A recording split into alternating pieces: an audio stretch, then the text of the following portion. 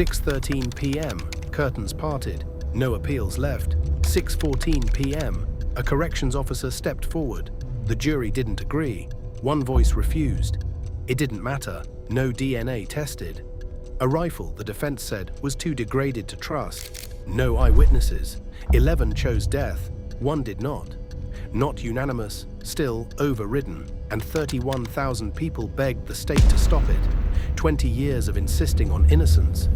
By 6:13 p.m., Missouri declared it finished. This is the last 24 hours of Lance Shockley. Eastern Reception, Diagnostic and Correctional Center, Bonne Terre, Missouri, where executions begin. Concrete dug into his spine, not support, pressure, like the room was pushing him forward, towards something he couldn't stop. His hand stayed still, not calm, trapped. Lights burned overhead, too bright, no shadows left to disappear into. Legs fixed in place, steel beneath him. 2 officers outside, watching, every sound counted, every movement logged. Footsteps passed, keys clattered, then nothing. Silence changed shape. He felt it. They weren't checking anymore. They were preparing. For him. They were coming. Everything rewinds slowly. Wind retraces paths. Memory turns backwards. A day before, Lance was at Potosi Correctional Center. Another cell. Walls looser. Routine familiar. He woke before the lights fully settled. The air felt different. Thinner, measured. He didn't need anyone to tell him. He remembers every detail, every movement, every sound. The truck rolls fast down a dark Missouri road. The night is quiet, too quiet. Then impact. Metal crushes inward, glass explodes outward. The force is sudden, violent, final. Inside the wreck, Bayless is trapped. Breathing shallow, body pinned, no way out. Outside, Lance Shockley pulls himself free, shaken, scratched, alive. He looks back, just once. A man trapped, breathing wrong, dying slow.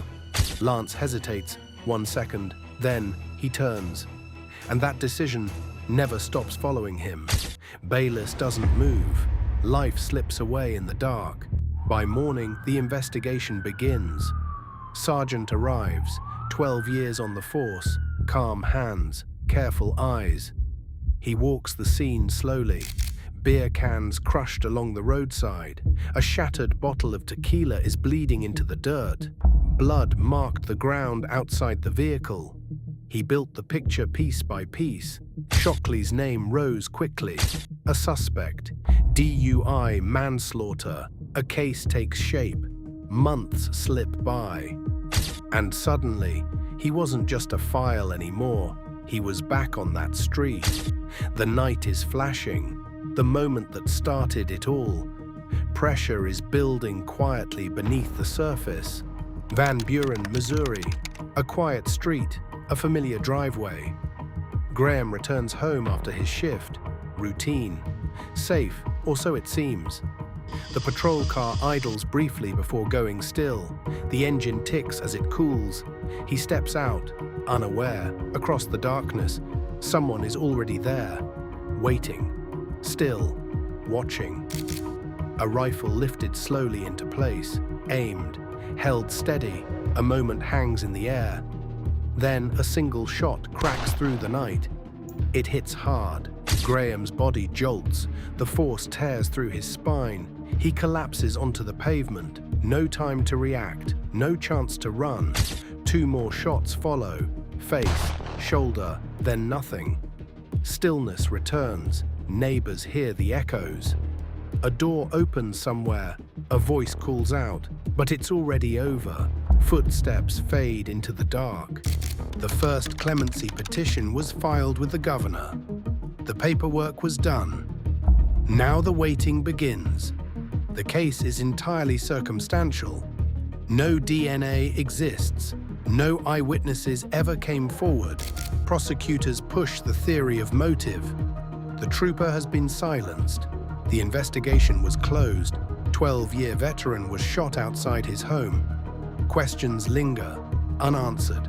Sharp, 16 pieces of evidence sat untouched, never tested, not lost, not destroyed. Just set aside. The kind of avoiding that doesn't announce itself, it just leaves questions in a drawer. And closes the drawer, DNA ignored.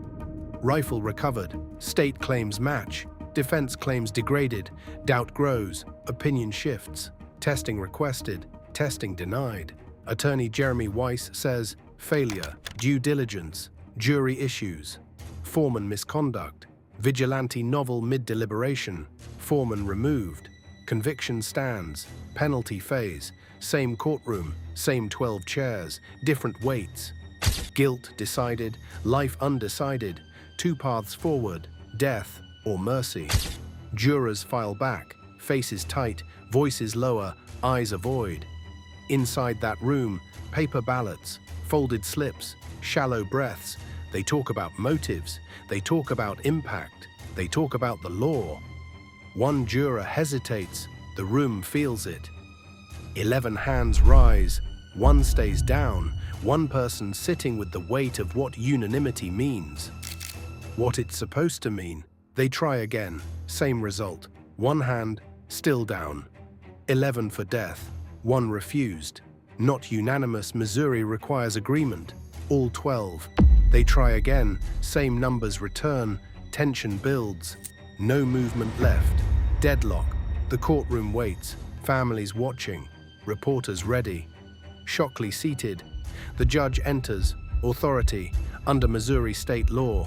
If jurors split, the court may decide, override, sentence phase shifts, no new witnesses, no new arguments, just statute.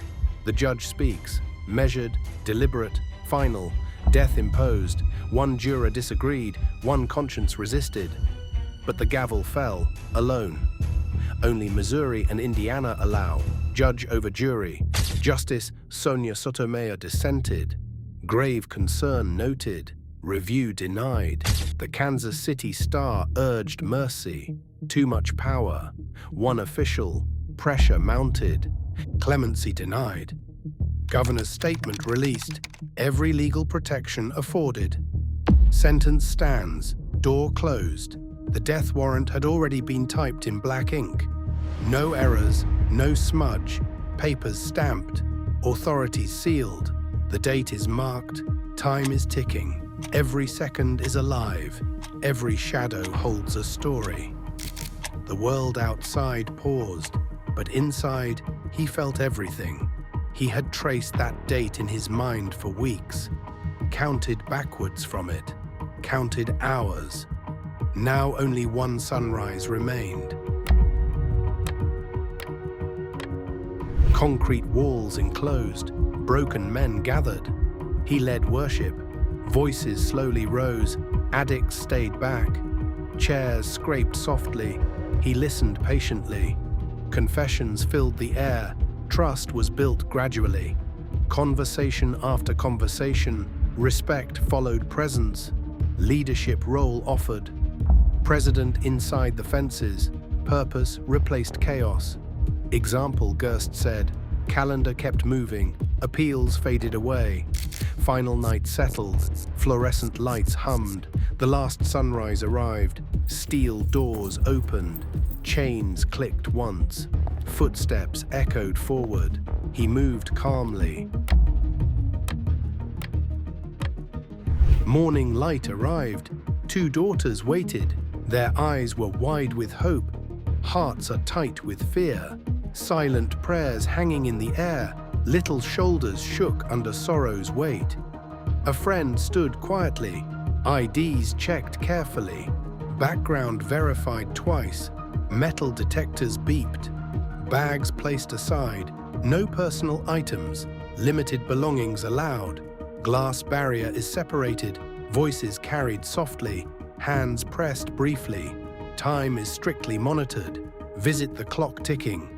No lingering permitted. Memories shared quickly. Laughter fleeting, brief. Goodbyes came early. Arms unclenched slowly. Doors closed firmly. Visitors were escorted out. Silence reclaimed the room. Guards flanking. Everything rewinds. Outside the cell, the machinery moved. Attorneys filed emergency motions through the night. Last arguments, last language, every word sharpened. Advocates flooded phone lines across the state. Voicemails stacked, emails poured in. 31,000 signatures placed on one desk, in a building where one man held the only pen that mattered. Lance didn't know the number, he just knew the clock. In Missouri, a survey had surfaced days earlier. 65% favored mercy. Republicans, Democrats, independents. The numbers said pause, the clock said proceed. The chamber had been ready since morning. Gurney flat, straps open, curtains drawn. No one is waiting yet, but everything is prepared. Missouri, then Florida, an hour apart. The state had a schedule. Lance Shockley was the first name on it. He had known that for weeks. The gurney didn't move. It didn't have to. Everyone else would. Breath caught, steps echoed, doors closed, steel gleamed cold, movements grew measured, eyes fixed forward, hope thinned. One final breath, then stillness. The chamber kept its echo long after. Tray slid forward. Peanut butter, oatmeal, 2 sports drinks, simple, forgettable. A last meal that didn't try to matter. He looked at it, then passed it. He knows what this is. Last tray, last swallow, last time his body will ask for anything. He takes a bite, chews, forces it down. The body keeps working like tomorrow is still scheduled, but his mind is somewhere else, already ahead, to the table, the straps, the needle. Another bite. Slower now, not hunger, delay. As if stretching seconds could change where they end. Metal echoes down the hall. A door, a chain, someone moving, someone still living. Like this isn't the end. He stops chewing. Just for a second. Listens, then continues. Because stopping changes nothing. The tray empties, not finished, just abandoned. And now, there's nothing left between him and what's coming. Pentobarbital dissolved in solution. Exact dose drawn, 5 grams. Clear liquid, no color, no warning, 5 grams. Enough to erase a heartbeat. Syringe ready, IV line primed. Curtains drawn back, gurney beneath, still and waiting. White sheet folded neatly, white shirt pressed. He raised his head, the room held its breath.